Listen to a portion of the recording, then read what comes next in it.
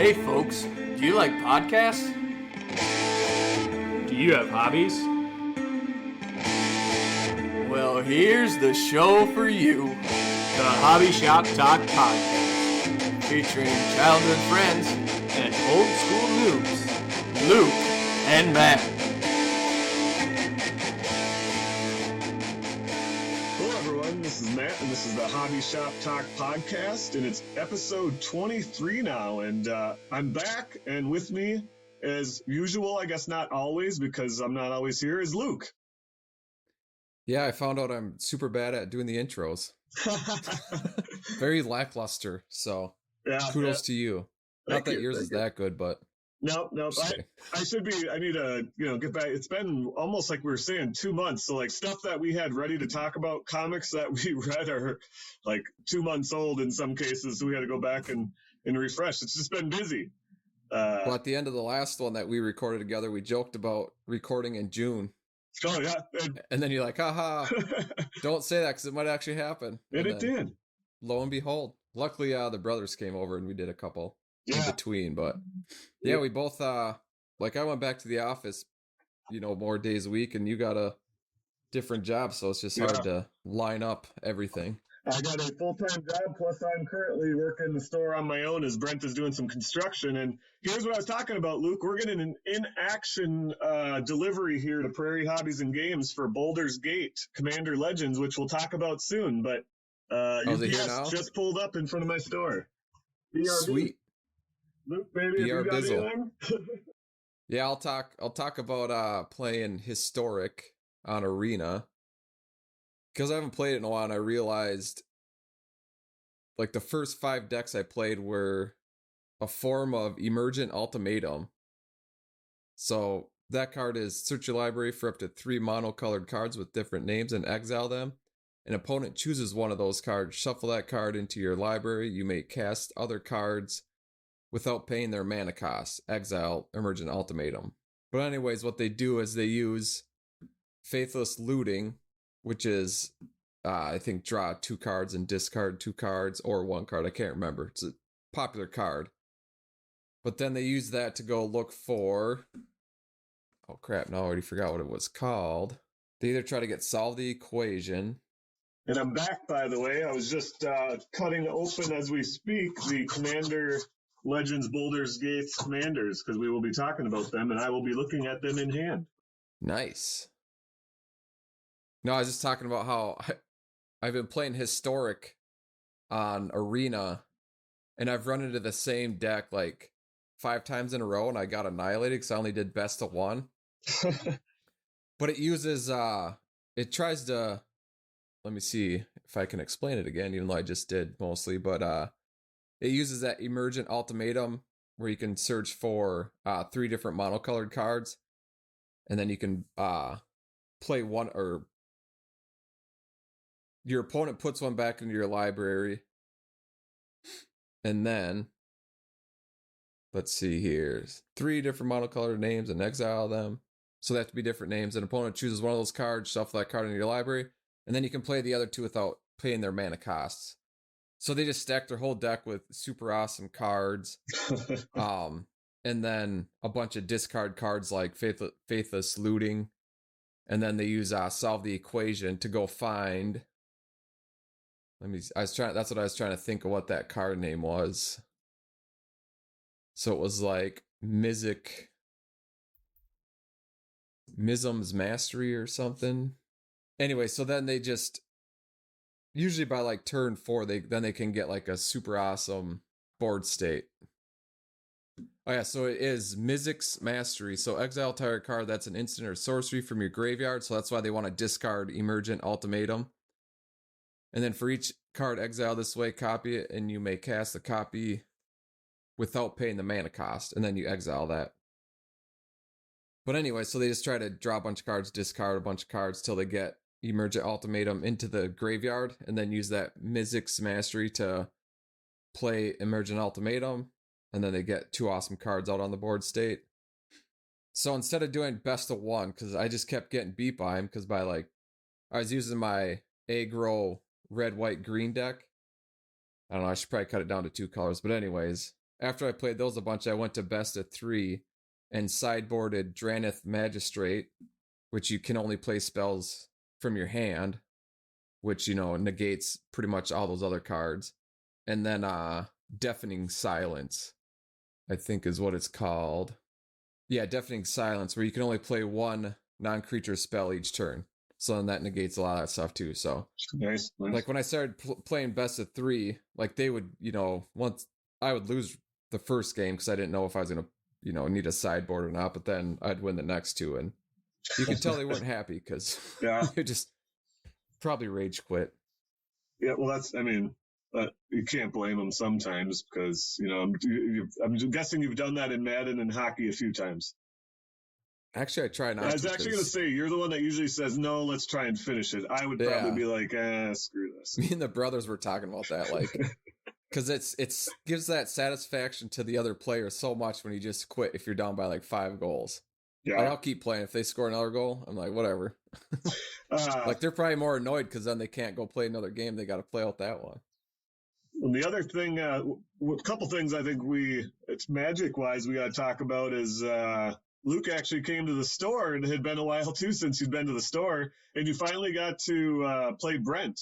There was a challenge made, and I kind of told you, I've been, building up my decks since I own the store now, and I've been learning a lot actually, just because, I'll be honest, I'm an old school noob, and they're not.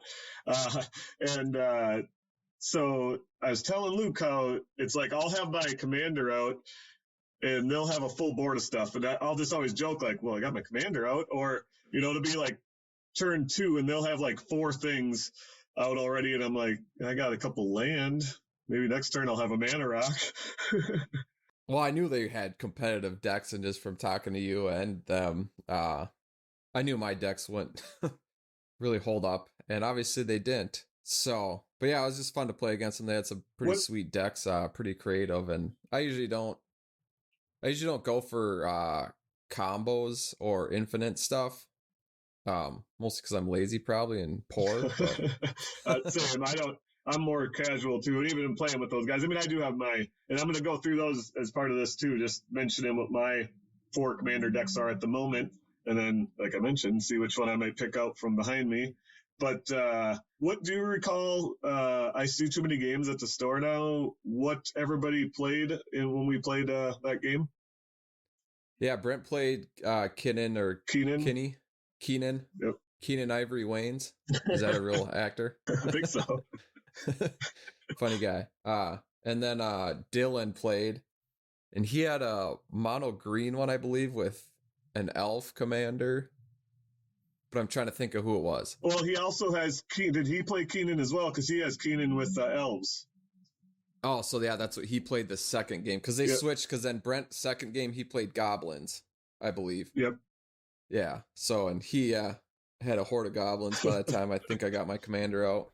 Yeah, so that with his Keenan, he's able to eventually go find whatever he needs, which a lot of times can turn out to just be a walking ballista, and at which point he has infinite mana. Yeah, he beat us. Yeah. Which I was pretty proud of myself, because I played, I forget what it is, but it's a rebound card that you get hexproof, so when you play, it's 1 planes, and then he brought out Walking Ballista, and he's like, I'm gonna, ping everyone for infinite damage, and I said, nah. Then I played that, so I had hexproof, but then he's like, all right, well, take your turn, I'll just go find everything, and I was like, well, I get 2 turns, because technically, the rebound, I can recast it, but I couldn't find anything, and he was doing so much stuff. I was like, all right, I believe you. There's not much I can, I do have definitely, Deflecting Palm, which prevents all the damage and does it back to the controller of the spell, or the source of the damage. So if I were to draw that, but I think he had some counter spells that he could have countered it. Typically does, At that point, because mana. He's able to draw so much too with some different things. So usually he's got a counter. Yeah. When he needs it. But so I was mentioning they both have Keenan. So that was a game, and now it's been a while. But I remember just kind of the end, because I was actually working. I my day job now, so the guys would be playing in the other room, and so I'd go in between working, phone calls and things, and check out the game. And they were playing a game with, I think Brent was Keenan, I don't remember what Dylan was using. I just remember that Devin had made a mill deck, because his fiance is that's what she likes to play, and so it's a mill deck, and he made it pretty powerful. And he actually had Brent, I think, down to 2 cards, and the next turn he would have drew out his deck with what Devin had out on the table, and he was able to, through some craziness, get Walking Ballista and kill him, or he would have been dead next turn. But so that was a pretty epic game when they got down to where he was almost milled out. Dylan was the same. Most of his deck was milled. He was down to like 7 cards. And so the other part of this is those 3 each have a Keenan deck, but built in different ways. So as I was mentioning, Dylan's uses elves. You had seen Brent. His is I can't remember if that's one he calls everything you can do, I can do better. I think that's what they call it. Lots of artifacts and things, and that's his go-to, blue and artifacts. And then Devin, I can't recall his either, but either way, they play. It's pretty fun to watch. They all 3 now have pretty powerful Keenan decks, and so it's fun to watch them play those. Yeah, also in their second game, I think when I switched over to my enchantment deck, I think Brent swung at me with a bunch of stuff, and I had to settle the wreckage, which wiped out a bunch of his creatures, but still by the next, his next turn, I think he took me out anyway. Yeah, but, they can build up quick. That's the other thing I learned. It's like if I board wipe, I just make them mad, and then they're just built up the next turn, and I'm not built up. Yeah, it's like all tapped out. But what other games have you played? And then I'll run through my top 4 decks right now and what I'm playing. Well, I was just talking about that the deflecting palm. It's a red-white for 2 mana. But I was playing at Lewis's game shop. It's been a while now because we haven't obviously recorded.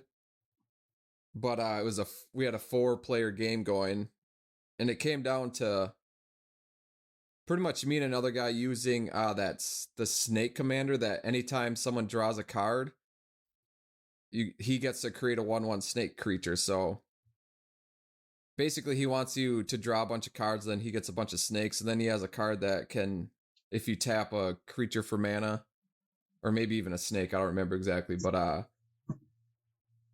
you can tap it for mana. So then basically he can get close to infinite mana. So, let me see if I can find it here. I took a picture because... Do you have the Jeopardy music you can put right here? I do. I actually got what is it called?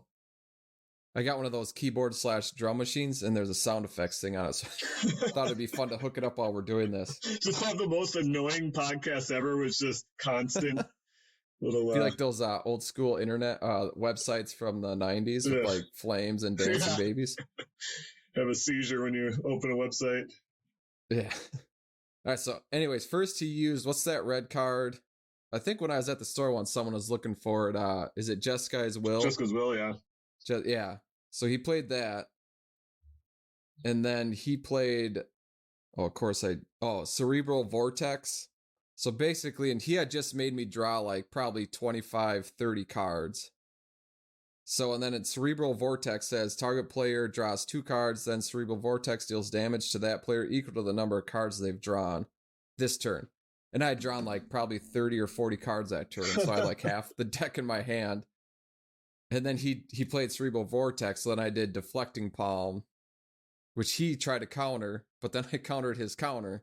And then I end up winning because one person had already been knocked out, and then that knocked him out, and then I knocked out the last guy next turn because I had a pretty big board state. But yeah, other than that, I don't and besides playing on Arena, the historic, that's about all I can remember anyway. Yeah, I played a lot of games at the store recently and I was just going to go through my decks. So I have my eggs. So the first one I have is still one I've talked about, my Prosper Tomebound. I haven't played with that much. It's definitely my most powerful deck. So usually when I'm playing with Brent and Dylan and them, and I always ask, depending on who we're playing with, hey, should I use my exile deck? Because I'm not a very aggressive player. I don't really care if I win. So like if we're playing with people, more not as powerful, I don't play with that deck. So the two I've been, and then I have my Goblin deck, which I've talked about before. So I've got my Crinkle Mob Boss, my Prosper Tomebound Exile deck. The two I've been playing with are, it started out as the Riveteers, Streets of New Capita Riveteers Rampage, and it had Henzi Toolbox Tori as the commander, and having the blitz ability for creatures 4 and over, 4 mana and over. But I played that for a bit, and so I should preface this also that I've changed quite a bit in the deck. I made it very themed with a lot of the new Capita cards, and it's just a lot of the the mob kind of theme, the thugs. It's a black, red and green. But so I've switched out the commander a few times. So I used Henzi Toolbox Tori, and then I switched inside the deck. It came with actually I think 2 other commanders. But the one that I've actually played with, it came with Crush the Blood Rated, which is 2, a black, red, and a green. Whenever another creature dies, you may put X 1/1 counters on Crush the Blood Rated, where X is that creature's power. I haven't used that one, but that is an option that came with the deck. Because there is a lot of sacrificing if I want and bringing things back. So that one would work.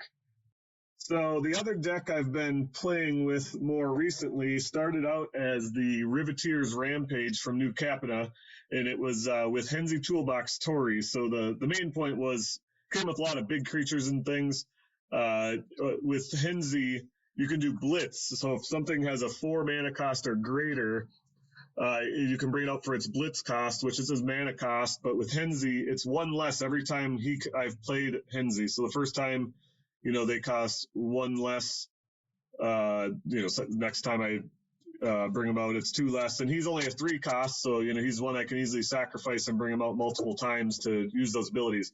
But I got rid of all those big creatures just because I don't know. The theme bores me. I'm not a big creatures just for big creatures guy, so I added lots of the cards that kind of went with the theme of the deck. Some of the like your Mr. Orfeo the Boulder, Body Dropper.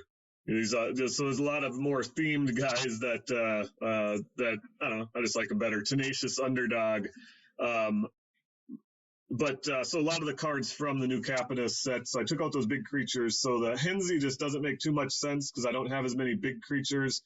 And I'm not a huge fan of that ability anyways, where they, I bring them out, I get to use them quick, then they die and go to my graveyard. The Blitz mechanic. Yeah, the Blitz mechanic. So I don't know. I just wasn't a huge fan. So then I went to the other one, the Beamtown Bullies, which also came in the deck. That one I can give those creatures to people on their turn and goad them so they can't attack me. So again, it made more sense with those big creatures that came in the deck initially. But I really like the deck, so I was trying to find something else. So now I switched over to Zayatora. Even though it's expensive, this is kind of one of my decks that's not as competitive, I guess. It works pretty well, but I mean, this is a 6-cost commander, though. So it's a green, a red, a black, and 3 others. It's a legendary demon dragon creature, and it's flying. At the beginning of your end step, you may sacrifice another creature. When you do, Zayatora, the incinerator deals damage equal to that creature's power to any target, and I get 3 treasure tokens. So I have a couple different wing cons around treasure tokens like Revel in Riches and I can't recall the dragon that I get to take some of these artifacts when I hit them, and when I get 20 or more, I win the game at the beginning of my upkeep. Anyways, so I've switched up and I've been playing that deck. That's more of just casual, but it's a pretty fun deck. And then my final is, I think I've talked about it, but I've been playing it, and I want to kind of make it a little bit more powerful because it's been working well, is my Karth the Lion, which is really, it started out as a Gurok deck. So I had all the Gurok Planeswalker, and when I was a commander noob and didn't realize that I couldn't use a Planeswalker, and nobody told me for the longest time as I was playing it. Anyways, and then I came up with Karth the Lion, so it's they call it a Golgari deck, black and green. But with a lot of different Planeswalkers, and Karth, he when he comes out, I got to look at the top 7, find a planeswalker, and show it and put it into my hand. Whenever a planeswalker dies, I got to do that same thing. And then planeswalker loyalty abilities, I activate, cost an additional +1. So, I can bump them up really quick and get to their ultimates, or it's nice on the minuses too. It's just 1 less than it normally would be. So this deck though has been playing pretty good. I think I'm gonna. It's not as powerful as my Exile, but that's gonna be the next deck that I think I make a little bit more powerful. Is my Karst the Lion deck. So, anyways, that's just. So is he just a swamp and a forest then to get out? He is a swamp, a forest, and 2 others. So he's 4. Oh, so he's 4. Yep, he's a 3/5. Yep. Oh, all right, yeah. Yeah, so it's a fun deck, and I like the planeswalkers, and a lot of them, I'm bringing out once I get a handful of planeswalkers, and they're all bringing out creatures, and they have some pretty crazy ultimates. It can be pretty fun. So I just need to speed it up is really the big thing. And I've won some games. I even won a game recently, and man, we are such noobs at this because I'm so bad at remembering all the names because there's too many cards. But it's right. I think it's 2 green and then double X, and then I get a double a creature's. I don't know if it's power and toughness, but either way, power. So in that deck, I do end up with some, say 7/7 trample, and then when you get a times that by 4, like the other day, I ended up with like a 96 trample to win the game in a one-on-one game. And so, yeah, it's been working pretty good. I just got to get it a little bit faster. As I was saying, you've seen, sounds like 10 mana rocks minimum, but 15 is more what people are doing recently. Is that what you've seen? No, I guess I don't know. I have been adding more, and after playing Brent and Dylan, I was like, I gotta add more, especially to my Kaikar deck, because even with those, if Kaikar's out, I do get a spirit when I lay the artifacts. Oh, yeah. But I need more mana rocks in there. Yeah, and I think I have some like those signets that I took out originally, but I should probably put them back in. Yeah, the signets are good. I mean, so another guy, Tyler, that comes in, he's very knowledgeable. Even Brent even says, he's, I think, the most knowledgeable player he plays with, and asks him for advice. And he had brought up to Ken, a guy I talked about in the store the other day, and told him to have 15 mana rocks. And so Ken was working on that, and it's like, I could see it if you want to be more competitive, because so many decks are like that. By turn 2 or 3, they have their commander out and they're already working, and if you're not, you're so behind the 8 ball by the time you get your commander out. It doesn't even matter at that point. Yeah. I mean, it's the turn 1 Soul Ring is so good. Because then if you get a turn 1 Soul Ring and then you have like a Signet in your hand, I think they're 2 mana. Yep. So your first turn, you could have Soul Ring out and then a Signet. And then your next turn, you can... and then the next turn, you can play your commander, usually. Yep. I have that in all my decks. I mean, I have the 10 right now because that's what a lot of people, when I started playing with these guys, I put 10 in all mine.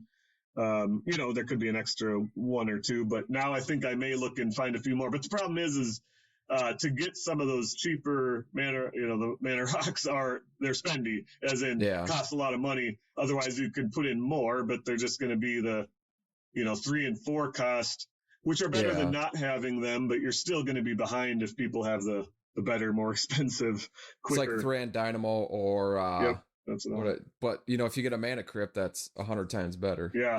And $100 more. Well, so in interest of time, because we didn't even mention this, but we're going to split this into 2. So I don't know how far we're going to get here, but just know that we're going to record in the next few days because things are getting more back to normal, and have episode 24 soon after episode 23. So I'm just going to say that now as I'm looking at time. But how about we just go into, because we got a lot to still talk about Magic. We've talked about, now we have just today now Commander Legends Boulder's Gate coming in. Talk a little bit about that. We were going to talk about some of the mechanics. There's some new mechanics, and then we each we talk about the commanders, and then each pick which one we would add to our the decks we're playing. So with that, Luke, I think you're still the more mechanics guy than me, definitely. If you want to give us a preview of some of the new mechanics and your thoughts. Well, I haven't looked at them yet, but it looks like one is called Avoidance.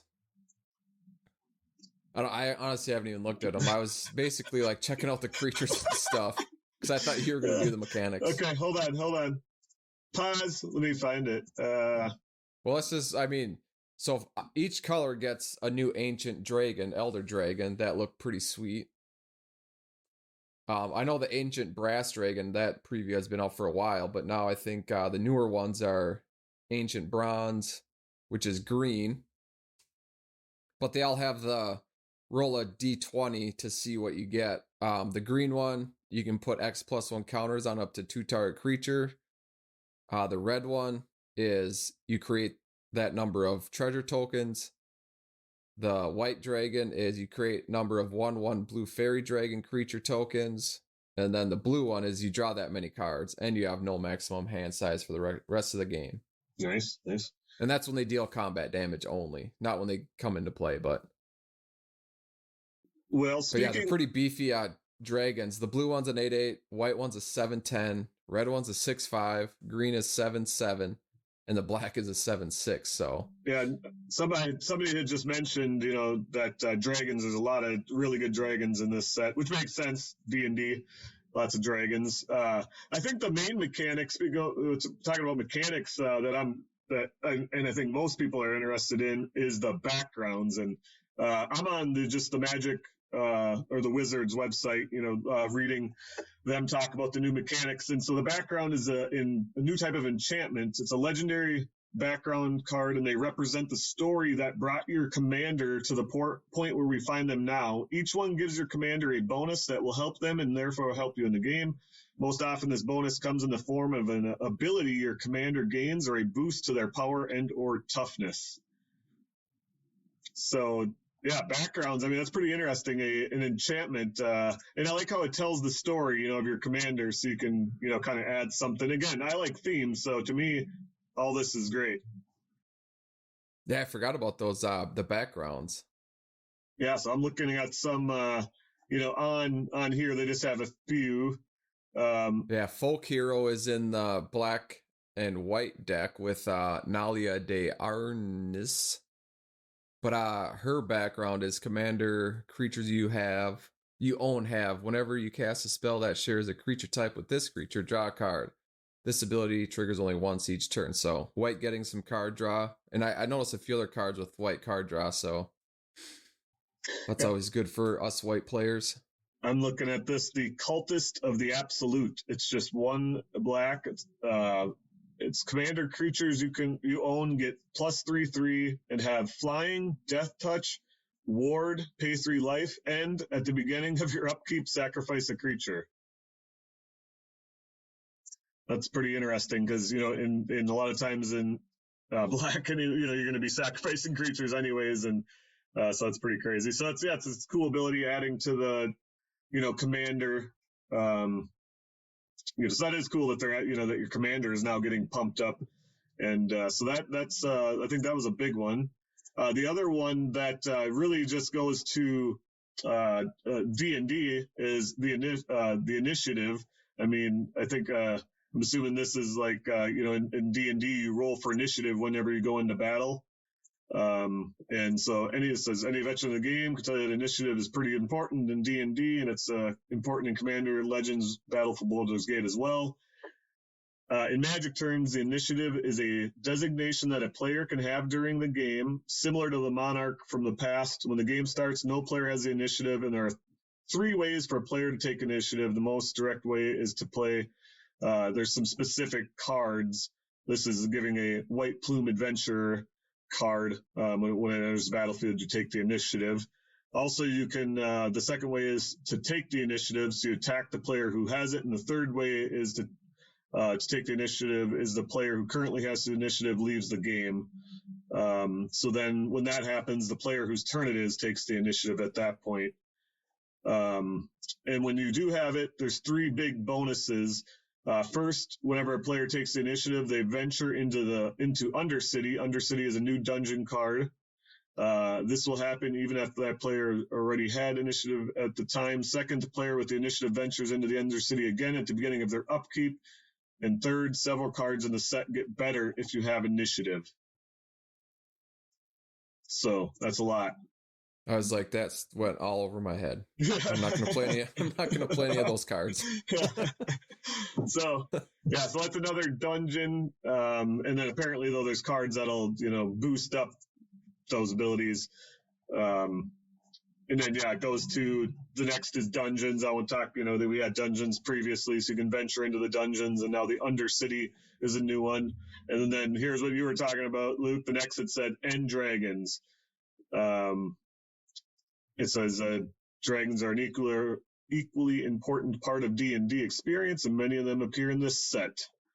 And then finally, gates. There's actually Baldur's Gate, which is you can tap it for a just basic or just a whatever. I'm losing my train of thought. Just what am I saying? Just tap it for mana, and then you can tap 2 and add X mana of any one color, where X is the number of gates you control. Did you ever use gates? I usually do in my commander decks, and then I put in migration path, where you can look for 2 basic lands or gate cards, and then put them onto the battlefield. But it's just good. Gates are nice. Obviously, coming into play taps suck, and shock lands are better. But and then is this the last one? Nope, there's a couple more. It's Myriad.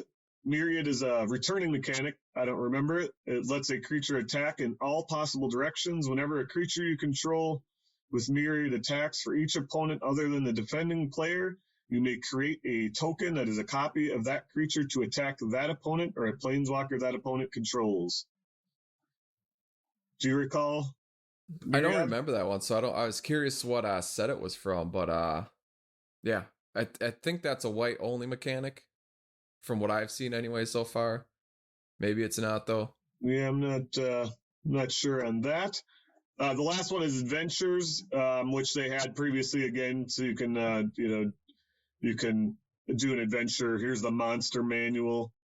Tap 1 green, add and 3 others. On the adventures, a sorcery adventure, mill 5 cards, then return a creature card milled this way to your hand. And then you can tap 2, you may put a creature card from your hand onto the battlefield. Anyway, so having adventures, I don't think I really did much with those. Did you, Luke? In that?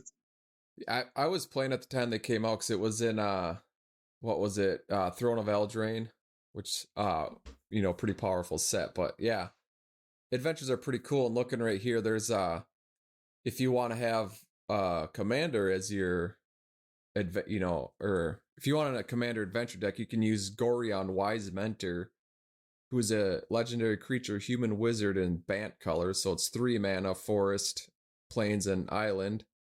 So he's a 3/4. He has vigilance, and whenever you cast an adventure spell, you may copy it, and you may choose new targets for the copy. So, and then right next to it is Horn of Valhalla, which is an adventure.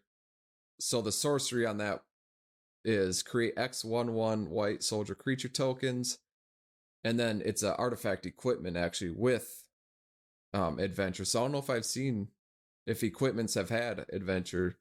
Anyways, I thought they were usually creatures, but anyways, then the equipped creature gets +1/+1 for each creature you control. Yeah, it's I do like when they add new abilities. So it's always as long as it's at least interesting to try them, and at least they're always adding, and so that it makes every set different. So that is good. So lots of new abilities.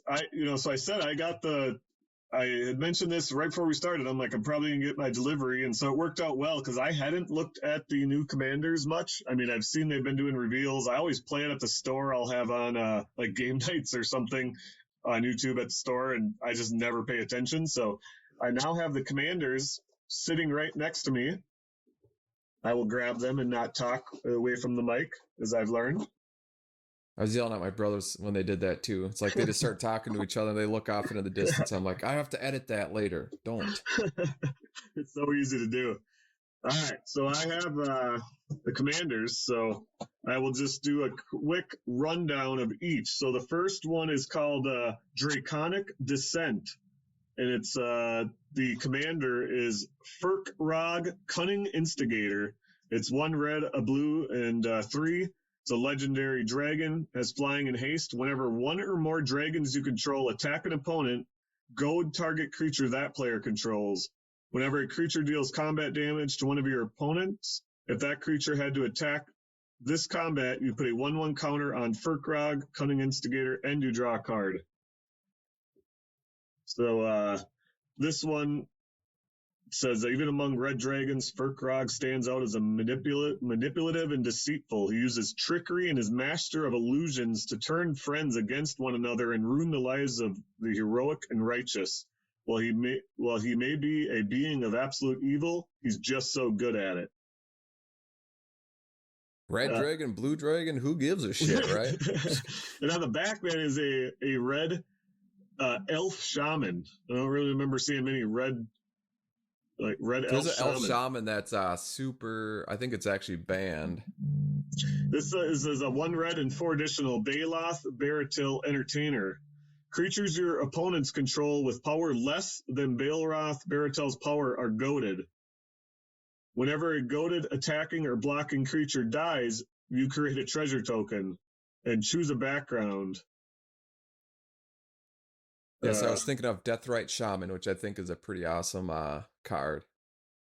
So yeah, this deck is called Draconic Descent, and I know I've already been mentioned here that pretty much all the guys, Brent, Dylan, and Devin I've mentioned are all interested in that deck. So that must be one that people are liking. The next one is Mind Flayers. Mind Flayer, and then it's like FLAYARRRS, like a pirate.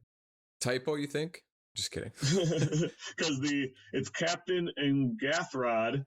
It's 1 black, a blue, and 3 additional. It's a horror pirate. Horrors you control have menace. And I'm saying horror with an H. Whenever a horror you control deals combat damage to a player, that player mills that many cards.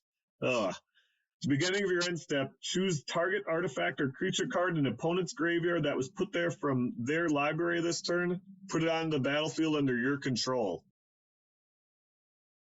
And then this one says, any adventurer can tell you that a pirate captain is dangerous. An evil mage is deadly, and a mind flayer is best avoided at any cost. Captain Ingathrod shows that sometimes the whole is far crueler than the sum of its parts. He commands the Scavenger, a spell-jamming vessel designed to travel through space. Wow, that's pretty sweet. And they each show their background. So this one it's called the Haunted one. I won't read it, but it's blue and black with horror creatures. I'm sure you'll know which one I'm going to choose, by the way, after you look at all these decks. Yeah, probably. Next one is let's see if you can pick which one, I guess, before I just spoiled it. But this one's called Exit from Exile. I like Exile. Feldhorn Dreadwolf Herald.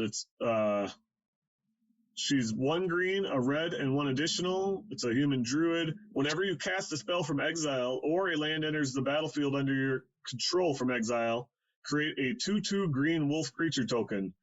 And I can tap 1 and tap it, discard a card, exile the top card of your library. You may play it this turn.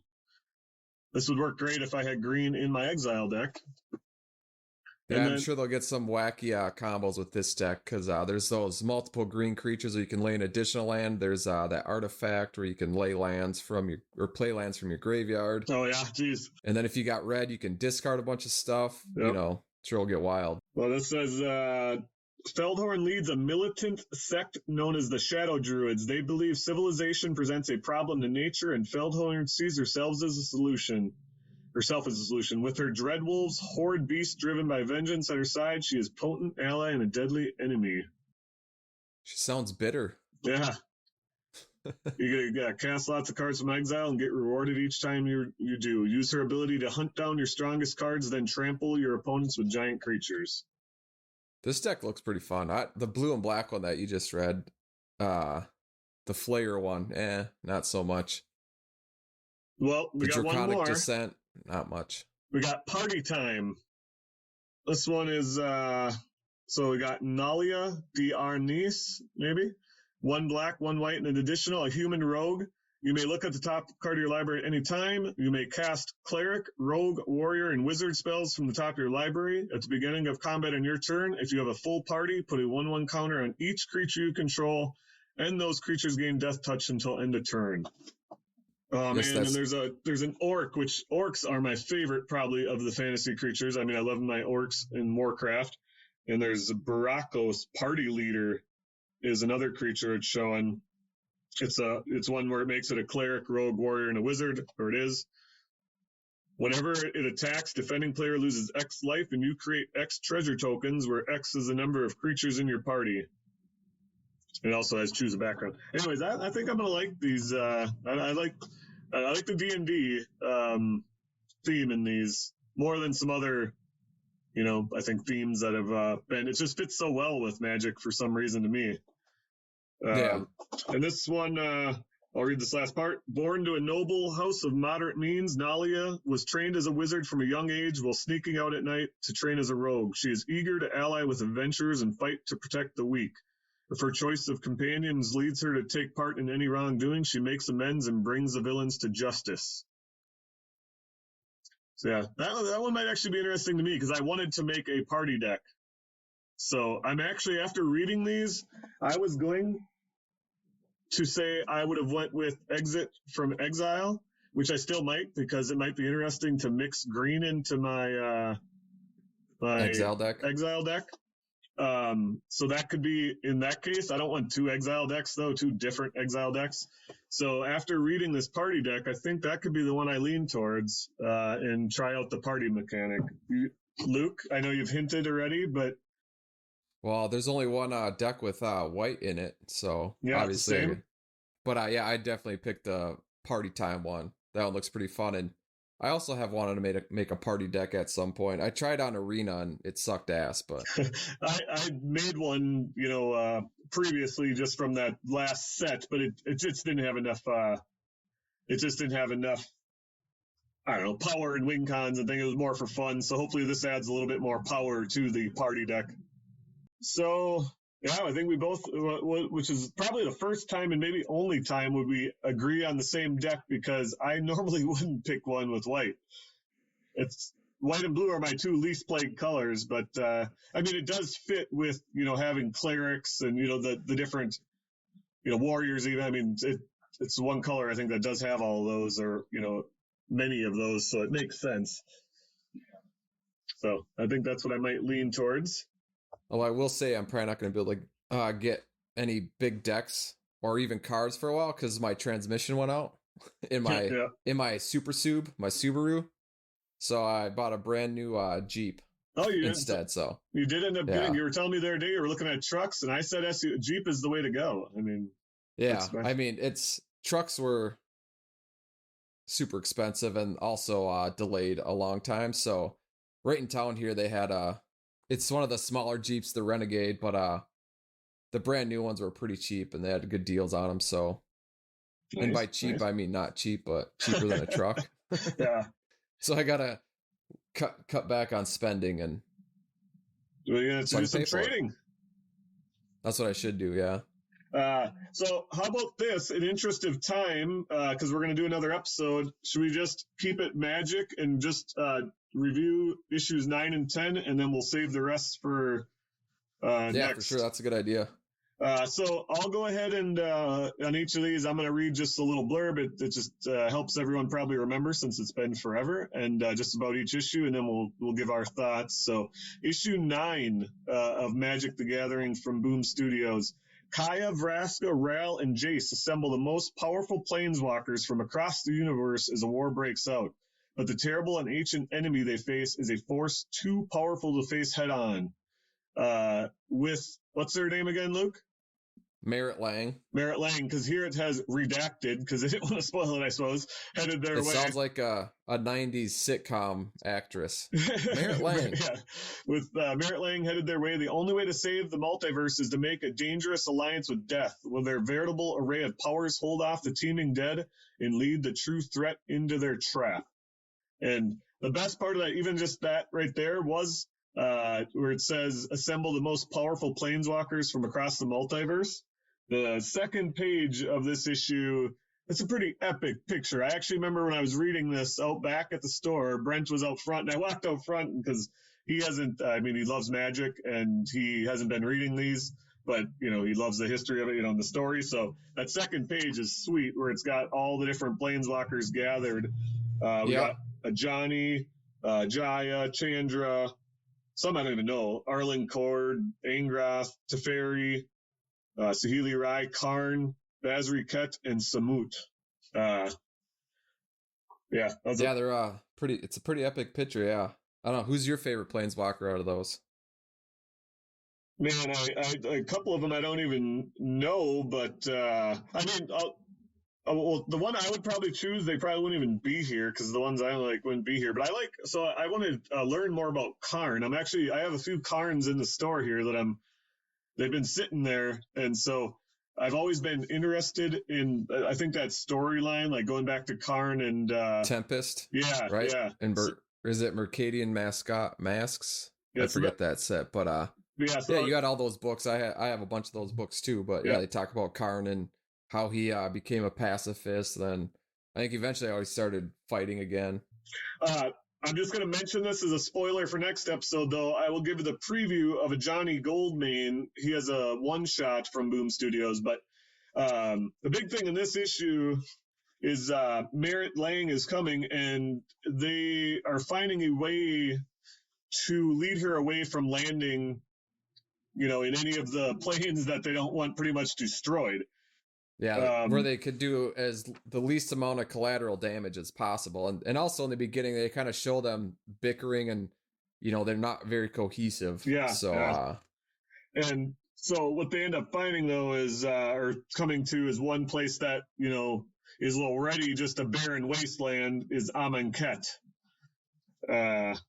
So they start to come up with a plan on how they could make her go that way, and she's all about followers. So they're I don't really want to spoil, but they find a way to, you know, I mean, it's pretty old. Yeah, so spoilers if you're on not past issue 9 or 10 yet. Yeah, so there's all the monsters and zombies or whatever they are on Amonkhet. They find a way to work with Liliana Vest is who that was kind of describing in that thing. You know, she can talk to the undead, and they all use their powers. Like Kaya can talk, you know, to I think she's ghosts part or spirits. ghost. Yeah, and so they come up with this way to use all their powers to make the undead in this Amonkhet pretty much follow or whatever, you know, Merritt Lang.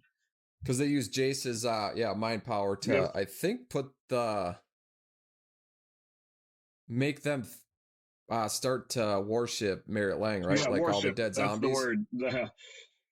And yeah, also a side note, who brought up to bring Merritt Lang to Phyrexia to try to, like, you know, have them destroy each other. Oh yeah, yeah. Then I think a Johnny or Karn is like, you know, what if they complete Merritt Lang and then all of a sudden Merritt Lang is a, you know, Phyrexia, and then, you know, it'd be unstoppable. So yeah. So no, so it kind of ends where they came up with this plan. It seems like it's gonna, you know, hopefully work at least to get her land there, you know. But the part of it is they have to fight off all of those undead until they get everything, you know, in place. So anything else on 9? Because I mean that's kind of the whole gist is them trying to figure out where to send her. Then they're there and, you know, coming up with this plan, and then she's just about to, you know, to land pretty much, I think, in the end of 9. Yeah. Well, and did you say that it was Kaya that was, like, you know, thought of all this, and she was like writing it all and try to explain it to everyone, and then like Rael kind of finished her sentence. He's like, we're gonna, you know, like, and then they just, so it was Kaya's kind of like big scheme and, you know, thought of all this. Yep. Good point. So yeah, that was basically 9. All right, so we'll go to, so we also read 10, and it says, it's open war on Amonkhet as planeswalkers battle an entire plane's worth of ravenous dead. The plan is made and the stage is set, but against overwhelming odds and with Merritt Lage's arrival imminent, can they unite to stop her once and for all? And with the stakes unlike anything the multiverse has seen before, can our coterie of heroes be victorious without paying the ultimate price? So yeah, this is where we were talking where they're in a battle for their life because as they're trying to get this all in place, they're just swarms and swarms of monsters and zombies and whatever is all the undead are swarming them, and so all those planeswalkers we mentioned before are fighting, and they have to like keep the little group that's trying to make this plan happen. They have to keep them safe as they're trying to whatever they're doing, commune with the dead and this whole process. Yeah, they got Chandra and Naya, burning everything. Samut and Basri, Ket kind of, doing their thing, and then Angarth, smashing everything, while Kaya, Liliana, Ral, and Vraska and Jace are trying to get their plan set. Yep. So it's a cool scene where they show each of the different planeswalkers in their own ways just destroying. Teferi kind of. Yep. I don't even know what he does. Makes him go into a different time zone. But then Arlen Cord, she's the werewolf, so she turns into her the werewolf shapeshifter. Yeah. So once they they're able to hold them off, and all of a sudden they stop. The plan starts to work. They're able to start to control them. And sure enough, she's now, headed their way. And I guess, is there anything before kind of the decisions kind of made at one point that, they start to realize that, or, that they're going to have to stay, like he has to stay, Jace has to stay. The spoiler alert about Jace. Yeah, I know, which, yeah. I mean, again, a spoiler alert. People are going to. Yeah, it's been a while. Yeah. So it's, Jace is wanting to just pretty much, because he has to stay till the very end. If he goes too soon, it might divert the plan and everything could fail. So then Vraska, she doesn't want to leave him. And, so just as this, this is just about to happen, the final approach, everybody else shoots back to the other. That was the plan. They shoot back to, where do they go back to? Plane shift probably to Dominaria, is it? They're on, or wherever, or is it Ravnica? Ravnica, probably the main. Yeah. So all of a sudden they're back, and then they're pretty much like where the heck is Vraska and Jace. Yeah, and so they're they're hugging, and they're gonna just be together as this pretty much the end, and then out of nowhere, Kaya in her ghost form flies in and takes Vraska back to, again, we assume Ravnica, and you can, Vraska's not very, very happy that they did that.